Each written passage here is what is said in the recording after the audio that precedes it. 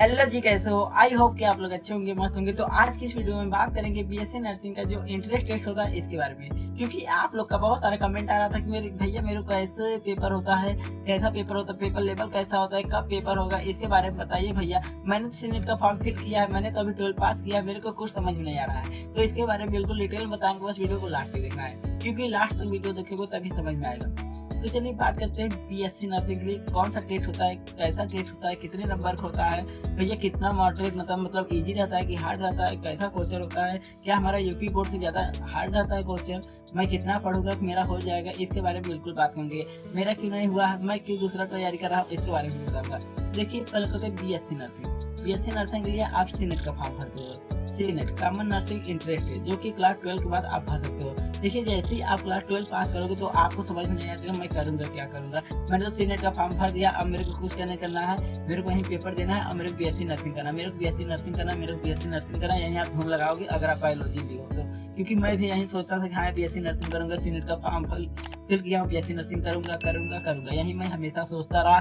जब पेपर हो गया तो मेरे को लगा यार मेरा तो बीएससी नर्सिंग में हुआ ही नहीं, अब क्या करूँ आगे, क्योंकि मैंने कुछ नहीं सोचा। तो बस मेरे को मेरा एक ही गोल था कि मैं बीएससी नर्सिंग करूंगा। बट मैंने बीएससी नर्सिंग का पेपर दिया तो मेरा सिलेक्शन जब नहीं हुआ तो मेरे को लगा यार अब कहाँ पे नाम लिखाऊं, क्या करूँ कैसे करूँ, तो मेरे को कुछ नहीं समझ में आ रहा था। ऐसे आपको भी नहीं समझ में आएगा तो आप हमेशा धैर्य रखते रहिएगा, क्योंकि जब तक कंसिस्टेंसी नहीं बनाओगे तब तक समझ में नहीं आएगा। आप लोग का भी एक साल गैप हो सकता है, बट अच्छे से अगर इस बार मेहनत कर दिया तो गैप नहीं होगा, क्योंकि मेरा हुआ, मेरे को तकलीफ है, आपका नहीं होगा, इसलिए मैं वीडियो बना रहा हूँ। देखिए बीएससी नर्सिंग के लिए मैंने था सीनेट का फॉर्म। सीनेट का जो लेवल होता है इसके बारे में देखिए अभी बता रहा हूँ कि 120 नंबर का होता है पेपर, 120 नंबर होता है, जिसमें हमारा फिजिक्स केमिस्ट्री बायो रहता है, और कहता है इंग्लिश ग्रामर होता है, और क्या होता है नर्सिंग एक्टिविटीज होता है, एक सब्जेक्ट और होता है, और क्या होता है हिंदी इंग्लिश रहता है, physics chemistry bio nursing aptitude English grammar, एक जीके, छः सब्जेक्ट रहते हैं, छः सब्जेक्ट, जो कि 120 नंबर का क्वेश्चन होता है। 120 में आपको 6 सब्जेक्ट पढ़ना है, और वहाँ से आपको कम नहीं तो 90 नंबर, 90 से प्लस नंबर रहेगा तब आपको गवर्नमेंट का चांसेस रहेगा, नहीं तो आप मत सोचिएगा कि मेरे को गवर्नमेंट मिलेगा, क्योंकि आप हर पेपर में इतना कंपटीशन हो गया है कि आपका कम नंबर रहेगा तो आपका सिलेक्शन ही नहीं होगा, गारंटी है। हर पेपर कितने मतलब हम इतना पढ़ रहे हैं, पता नहीं हमसे ज्यादा कौन बच्चा है, हमसे भी ज्यादा पढ़ा है, किसी का ड्रॉपर है तो दोबारा पढ़ रहा है, हम तो 12 अभी तो 12 पास किए है ना, तो मैंने कितना पढ़ा है वो तो हमसे भी ज्यादा पढ़ रहा है, क्योंकि वो उसी का तैयारी कर रहा है। मैंने तो अभी क्लास 12 किया है और मैं क्या तैयार कर रहा हूँ। तो ऐसे हम मत सोचिएगा कि हाँ यार मेरा इतना नंबर रहेगा तो हो जाएगा, जब तक अच्छे से मेहनत नहीं करोगे तो कोई कहीं भी सिलेक्शन नहीं होगा, ये पहली बात आप याद रखिए। अब पेपर लेवल कैसा होता है इसके बारे में बता दें। देखिए जैसे आपके लिए पेपर लेवल रहता है, ऐसे सबके लिए पेपर लेवल भी रहता है। आपने कितना पढ़ा है उसके हिसाब से आपका पेपर लेवल रहेगा, और जिसने कितना पढ़ा उसके हिसाब से वैसा ही पेपर लिया। जैसे मान लो मैंने कुछ नहीं पढ़ा, मैंने तो सिर्फ क्लास 12 पास पढ़ा है, तो मेरे लिए पेपर लेवल तो हार्ड रहेगा ना, जो तैयारी कर रहा है उसके लिए तो इजी रहेगा ना। तो ये मत सोचिए पेपर लेवल कैसा रहता है। अब पेपर लेवल का मैं बता दूं, अगर आपने क्लास 12 अभी पास किया है, 2026 में ही पास किया है, तो आपके लिए पेपर लेवल हार्ड नहीं रहता है, क्योंकि क्लास 12 का ही रहता है और 11 का रहता है, क्लास 12 11 का ही रहता है। तो आप अच्छे से अगर क्लास 12 में अच्छे से पढ़े रहोगे तो आपका सीनेट में अच्छा नंबर आ सकता है। अगर आपने क्लास 12 में अच्छे से नहीं पढ़ा है, प्राइवेट से पढ़ा, हाँ यार चलिए मैं तो ऐसे ही पास हो गया कैसे करके क्लास 12, अब मैं कैसे सीनेट का पेपर दूंगा, तो आप बिना सीनेट का पढ़े पेपर नहीं दे सकते हो। हाँ लगेगा आपको इजी रहेगा, कैसे लगेगा, क्योंकि एमसीक्यू रहता है, आपके पास 4 ऑप्शन है, आप तो फटाफट बोला तो रंग दोगे, तो आपको लगेगा हाँ यार इजी था, मैंने सब किया है, क्योंकि इसमें तो एमसीक्यू जो होता है माइनस मार्किंग होती नहीं है, आपको 120 नंबर पूरा करना पड़ता है, 120 क्वेश्चन।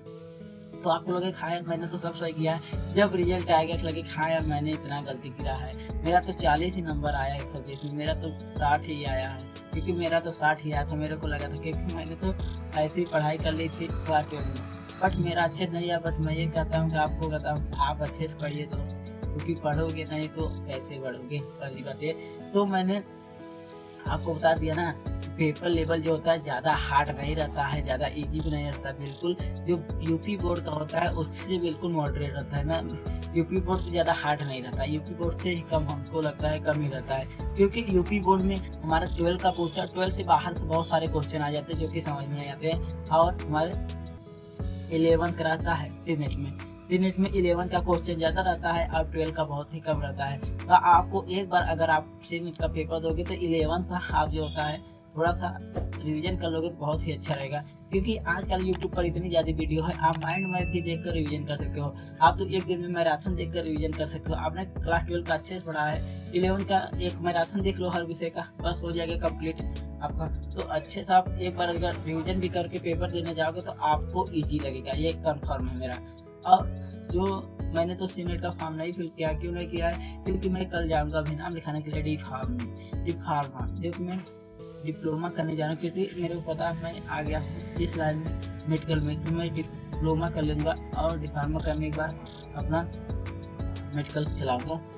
देखिए मैं क्यों नहीं कर रहा हूँ, क्योंकि देखिए अगर उसमें नहीं हुआ, क्योंकि मेरा एक साल बर्बाद हो गया, पहली बात है मैं नहीं चाहता कि मेरा दूसरा साल भी बर्बाद हो। जब नहीं होगा तो क्या मतलब है उसमें जाने का। देखिए आपको मैं बता दूँ, जब आपको गवर्नमेंट मिलेगा तो आपको अच्छे से स्टडी कर पाओगे। अगर प्राइवेट मिलेगी तो प्राइवेट में इतनी ज़्यादा फीसें होती है कि आप बीएससी नर्सिंग प्राइवेट से कर नहीं पाओगे। अगर आपने नाम भी लिखा लिया ना तो बहुत बात आगे, क्योंकि बार बार आपको फीस देना पड़ेगा। आपके घर के ऊपर, आपके घर वाले के ऊपर इतना दबाव आ जाएगा, यार उनका पढ़ाओ। मेरा 2 साल हो गया, 2 साल कैसे करके पढ़ाओ, नहीं तो वो भी डिग्री आपकी बीच में फंसी रह जाएगी, ना आप ना इधर से रह जाओगे ना तो उधर। इसलिए मैंने सोचा पहले मैं छोटा कोर्स करता हूँ, उसके बाद तो बड़ा कोर्स करूँगा। इसलिए मैंने 2 साल का पहले कोर्स चुना है, तो मैंने 2 साल पहले इसको कंप्लीट कर लूँ, उसके बाद बड़ा कोर्स के बारे में सोचूंगा। देखिए आजकल डिग्री का क्या, डिग्री का तो वैल्यू नहीं फिलहाल है ही। अगर आप बीएससी नर्सिंग करोगे तो आप 30 से 40 हज़ार रुपये आराम से कमा सकते हो। अगर गवर्नमेंट से की हो तो, प्राइवेट से की हो तो आप 20 से 30 हज़ार तो भी कमा सकते हो अच्छे से।